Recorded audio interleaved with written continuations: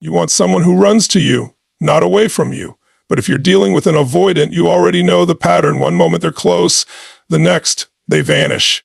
You're left replaying every word, wondering what you did wrong. Here's the truth. It's not about chasing them.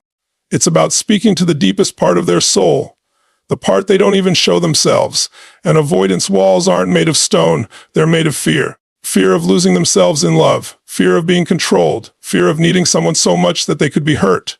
And most people, they feed that fear without even realizing it. They push too hard. They demand too much. They speak in a way that says, "You owe me closeness." And that's when the avoidant disappears. But imagine saying a few words that do the opposite. Words that don't demand, words that don't corner, words that make them feel free. But in that freedom, they find themselves thinking about you all the time. That's the secret. The 08 words are not magic because they manipulate. They're magic because they align with the truth. People chase what feels safe yet rare. When you understand this, you stop begging for attention and you start radiating the energy of someone who doesn't need but chooses, someone who is whole, confident, and impossible to replace. You become the one they can't stop thinking about because you represent something they've never felt before: connection without captivity. And here's what happens. Instead of avoiding, they start seeking. Instead of retreating, they start leaning in. It's not a trick. It's alignment. It's emotional gravity. The moment you stop trying to pull them and instead create space they want to walk into, everything changes. So when you speak those 8 words, speak them with conviction. Speak them from the place of knowing your worth, and watch how someone who was once distant starts feeling an irresistible pull toward you. Not because you chased them, but because you became the one they can't stop imagining life with. The power of intrigue is one of the most underestimated forces in human attraction. And when it comes to someone with an avoidant attachment style, it can be the key that unlocks their guarded heart. Intrigue isn't about manipulation or playing mind games. It's about inspiring curiosity, leaving just enough space for them to lean in rather than pushing them to step back. An avoidant thrives in autonomy. They feel safest when they believe their space and independence are respected. This means that the moment they sense someone is trying to figure them out completely or get too close too quickly, their natural instinct is to retreat. But when you master the art of intrigue, you shift the dynamic. Instead of feeling cornered, they feel drawn in. Instead of you pursuing, they begin to pursue. Because human beings, avoidance included, are wired to seek what feels both safe and scarce. Intrigue starts with presence, not pressure. It's about showing up with an energy that says, "I am complete with or without your validation, but I am open to exploring connection." When someone feels this from you, they sense both your strength and your openness, which creates a pull. Avoidants are especially sensitive to tone, body language, and the subtext of words. They can feel desperation or neediness even before you realize you're expressing it. On the flip side, they can also sense when you carry yourself in a way that suggests self-sufficiency and a rich inner life. That inner world becomes your mystery. What are they thinking about? What experiences shaped them? Why are they so calm and centered? These questions are exactly what you want an avoidant to be asking about you. Intrigue also comes from what you don't say. When every detail of your life is laid bare immediately, there's nothing left to discover. But when you share in layers, offering glimpses into your thoughts, dreams, and experiences without unloading your entire life story in one breath, you invite them into a process of gradual discovery. This approach respects their pace and allows them to explore connection without feeling the pressure to match your level of openness instantly. It's like reading a compelling novel. You don't give away the ending on page 1. You let the story unfold naturally, keeping the reader invested. Another essential piece of intrigue is unpredictability, not in a chaotic, unstable way, but in a way that breaks monotony. Avoidants are often hyper-aware of patterns, and once they feel they can predict every move you'll make, the excitement fades. But when you occasionally surprise them with your perspectives, your passions, your willingness to try something new, you keep the connection dynamic. This unpredictability keeps their attention because it disrupts the mental narrative that relationships are always suffocating or predictable. It shows them that closeness doesn't mean sameness, and that being with you won't cost them their individuality. It's important to note that intrigue only works when it's genuine. Pretending to be someone you're not or withholding affection in a calculated way will backfire.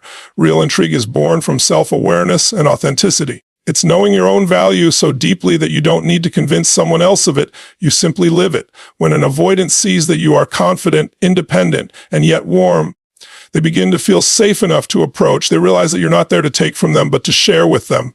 And that realization is what transforms curiosity into obsession. By holding your ground in self-assurance, sharing yourself in measured doses, and showing that you can be both steady and surprising, You create a kind of magnetic energy that an avoidant cannot ignore. It's not about withholding love, it's about pacing connection in a way that makes them crave more, not because you're playing hard to get, but because every interaction leaves them wondering what they'll discover next.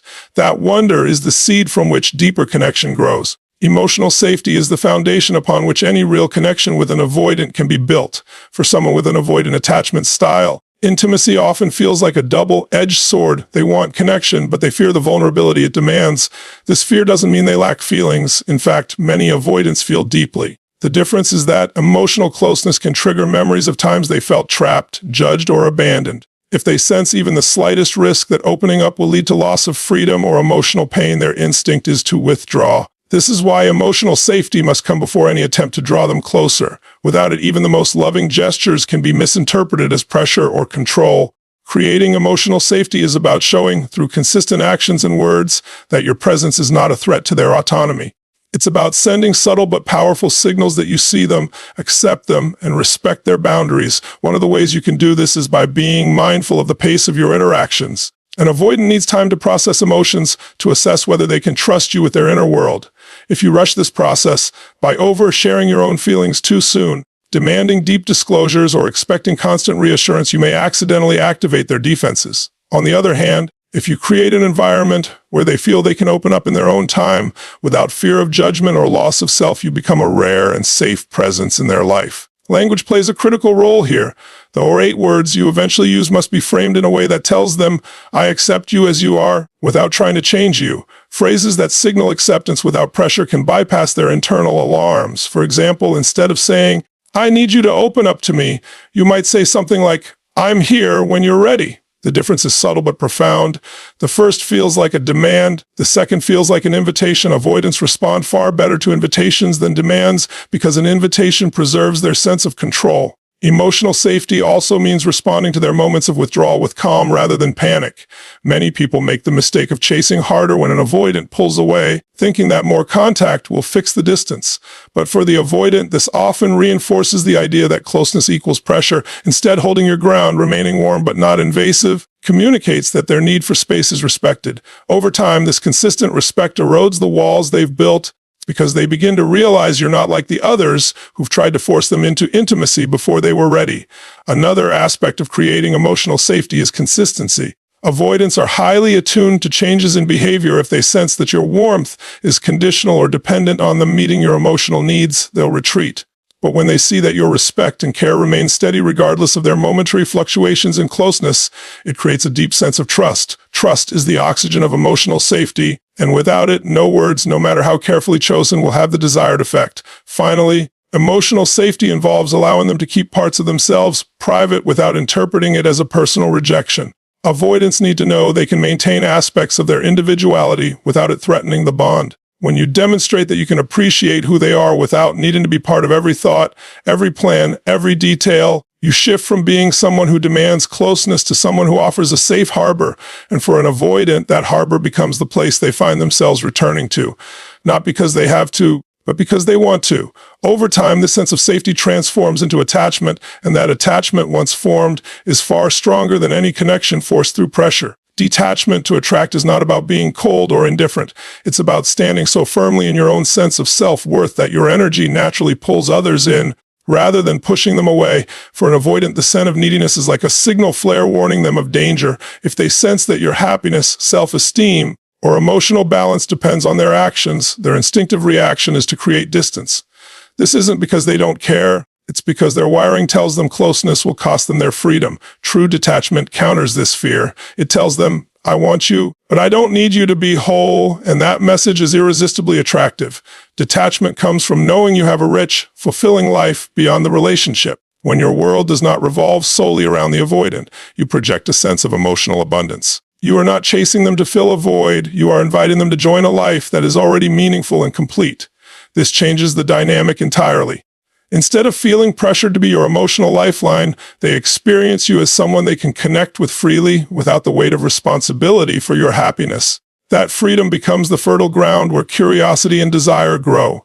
A big part of detachment is learning to release control over the pace and direction of the connection. Many people with good intentions try to steer an avoidant toward more closeness by initiating constant conversations, checking in excessively, or seeking frequent reassurances. But this behavior only accelerates the avoidance pullback. When you are detached, you replace these impulses with trust. You trust that the connection will evolve at the right pace, that silence does not automatically mean rejection, and that you don't have to manage every moment to keep the bond alive. This trust is what communicates confidence, and confidence is magnetic. Detachment is also about maintaining your emotional center when they create distance. Instead of reacting with anxiety or hurt, you hold steady. You continue living your life, engaging with your passions, and staying connected to friends and family. This doesn't mean you ignore them or pretend not to care. It means you respond from a place of stability rather than fear. An avoidant notices this. They see that you don't crumble when they step back, and that makes them feel safer to come closer.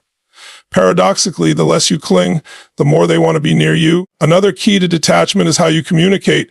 Detached communication is intentional. It's warm but not overbearing, interested but not intrusive. You don't send 10 texts to fill a silence. You send one meaningful message and let it breathe.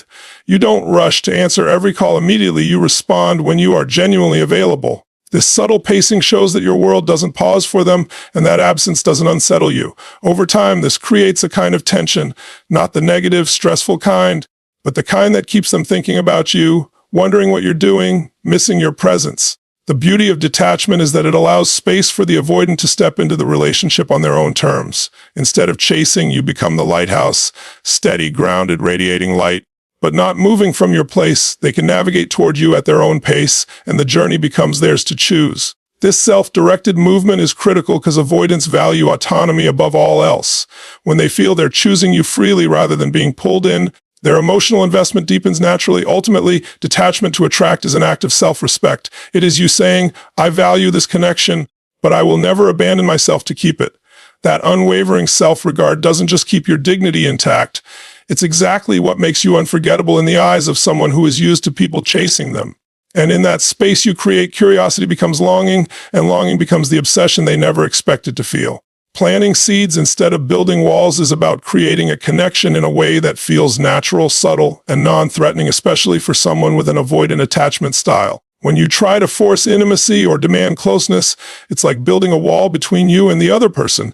The avoidant feels the pressure, interprets it as a threat to their independence, and instinctively starts to pull away. But when you plant seeds, instead you are introducing ideas, feelings, and experiences, slowly allowing them to grow at their own pace. It's a gentle invitation rather than a demand for immediate closeness. Think of planting seeds as leaving little moments and memories that linger in their mind long after you're gone. It's not about overwhelming them with constant affection or declarations, but about offering small, meaningful interactions that make them associate you with safety, warmth, and curiosity. For example, instead of telling them, I want us to be closer, you might share a story or thought that subtly reveals your values or creates a shared emotional moment. That story becomes a seed, it stays with them, and when they are alone, they may revisit it, wondering more about you. Seeds grow in an environment of patience. If you try to dig them up every day to see if they're sprouting, you destroy the process. With avoidance, this patience is crucial. They need time to trust, time to process emotions, and time to feel safe enough to take the next step toward you. Each small act of kindness, each moment where you respect their boundaries, each instance where you share something authentic without demanding reciprocity, these are all seeds you're planting. Over time, these accumulate, and the avoidant begins to notice that being around you doesn't feel heavy or consuming. Instead, it feels good, easy, even comforting. One of the most effective seeds you can plant is the seed of positive association. Avoidants often associate relationships with stress, loss of freedom, or emotional overload. Your job is to gently rewrite that narrative by creating moments where being with you feels light, enjoyable, and pressure-free. That might be as simple as sharing a laugh over something unexpected, exploring a shared interest, or spending time together without filling the air with emotional demands. When these moments happen consistently, they begin to challenge the avoidant's old patterns and beliefs about intimacy. Another seed is curiosity. You don't need to reveal everything about yourself immediately. Let them discover you layer by layer. Share enough to keep them engaged, but hold back just enough to let them wonder. This doesn't mean playing games. It means allowing the connection to unfold naturally. Humans are wired to be drawn to what they don't fully understand, and for an avoidant, mystery is far less threatening than full emotional exposure. When you plant curiosity as a seed, they will find themselves thinking about you in quiet moments, replaying your words, And wanting to learn more, it's also important to remember that seeds grow best when you water them with consistency. If you show interest one moment and then act completely detached the next, the avoidant may interpret your behavior as unpredictable or unsafe. But if you consistently bring a calm, grounded energy, one that respects their need for space while still offering connection, you give the seeds the steady environment they need to grow. Over time, they begin to see that you are not like the people who overwhelmed or abandoned them in the past. You are different, and that difference is what allows the seeds to take root. Ultimately, planting seeds means focusing on creating connection through experiences and emotions rather than demands and ultimatums. It's trusting that the little things, well-timed smile, a kind word, a moment of shared silence are often more powerful than grand gestures. With patience, these seeds sprout into something deeper, and the avoidant begins to realize that they don't just enjoy your presence, they crave it. Identity recognition is one of the most powerful forces in human connection, and for someone with an avoidant attachment style, it can be the difference between keeping their guard up and letting it down. Avoidants often move through relationships feeling unseen or misunderstood. They are used to people projecting expectations onto them, trying to mold them into something else, or assuming they know who they are without truly taking the time to understand. This is why being genuinely recognized, not just for what they do, but for who they are at their core, can be profoundly disarming for them. When they feel seen without judgment or pressure, the emotional walls they've built start to soften naturally. Recognizing someone's identity starts with deep listening. Most people listen to respond. Very few listen to truly understand. An avoidant can tell the difference instantly. When you pay attention to their words, their tone, their pauses, and even the things they choose not to say, you begin to uncover the deeper layers of who they are. You notice what lights them up, what topics they shy away from, and what values they hold sacred. This level of attentiveness communicates a silent but powerful message. I see you. I notice you. You matter. For someone who is used to feeling safer in emotional distance, that message begins to challenge their belief that intimacy always comes with risk. Identity recognition also means accepting their unique way of being without trying to change it. Avoidants are often sensitive to anything that feels like control. If they sense that you are trying to fix them or push them toward being more like you, they will instinctively pull back. But when you appreciate their quirks, respect their boundaries, and validate their individuality, you give them the rare gift of feeling accepted exactly as they are. This acceptance is magnetic because it contrasts sharply with their past experiences of feeling pressured or misunderstood.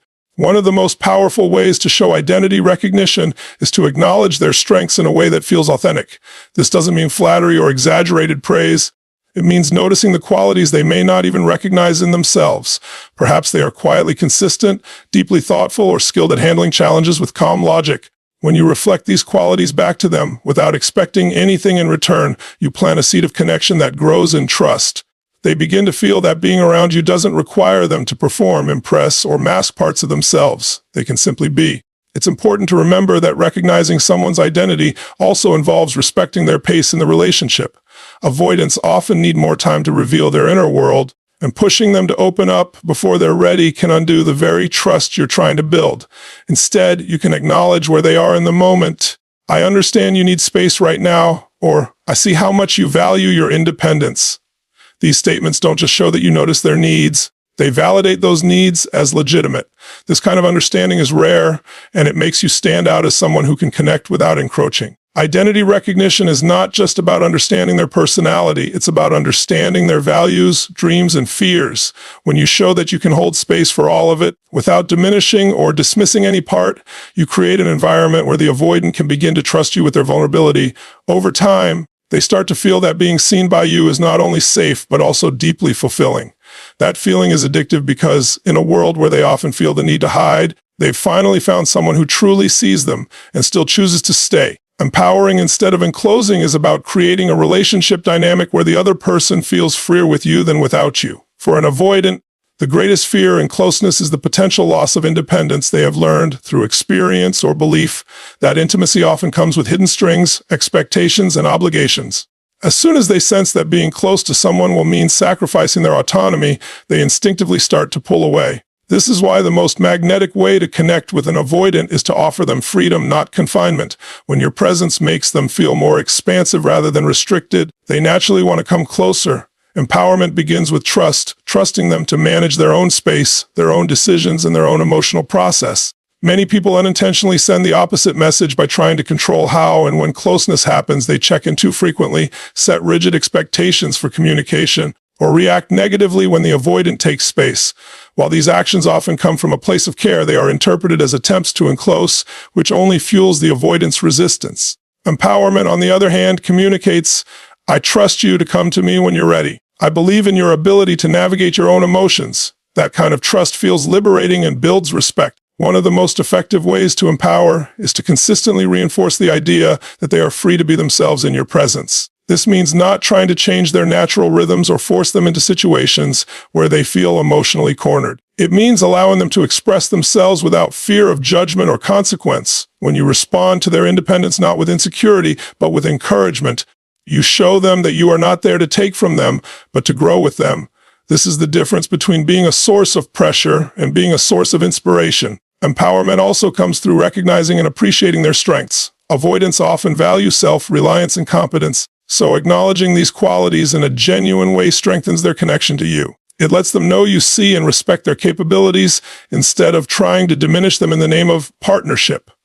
When you communicate that their independence is not a threat to you, it transforms how they experience the relationship. Instead of feeling like they have to choose between freedom and connection, they realize they can have both. Another aspect of empowerment is supporting their growth without taking control of it. If they share a goal, a challenge, or a dream, your role is to encourage and offer support without trying to direct every step. This balance is critical. Too much involvement can feel like micromanagement, but too little can feel like indifference. The sweet spot is where you show that you care about their success while respecting their autonomy to achieve it in their own way. Even in moments of emotional distance, empowerment means not punishing them for needing space. Avoidants often expect that pulling back will lead to conflict or withdrawal of affection. When you prove otherwise, when you maintain warmth and respect even in their absence, you become a safe and empowering presence in their life. They learn that being with you doesn't cost them their freedom. In fact, it enhances it. Ultimately, empowering instead of enclosing shifts the entire emotional equation for an avoidant. You stop being a symbol of closeness they have to protect themselves from, and you become the person who amplifies their sense of self. That shift is magnetic because it replaces fear with desire. They begin to realize that with you, they are not losing anything. They are gaining more of who they truly are. And when someone feels that being near you expands their world rather than limits it, the desire to stay close becomes irresistible. At the end of the day, the key to making an avoidant truly obsess over you isn't found in force, pressure, or constant pursuit. It's found in presence, patience, and the mastery of emotional alignment. When you create intrigue, offer emotional safety, detach from neediness, plant seeds of connection, truly recognize their identity, and empower instead of enclosing, you stop chasing and start attracting. You become the rare person who doesn't just want them, you understand them, respect them, and allow them to unfold at their own pace. That's when walls crumble and obsession begins, not because you demanded it, but because you inspired it. Thank you for giving me your time, your focus, and your trust today. Remember, you have the power to be unforgettable, and when you stand in that truth, the right person won't just stay, they'll never want to let go.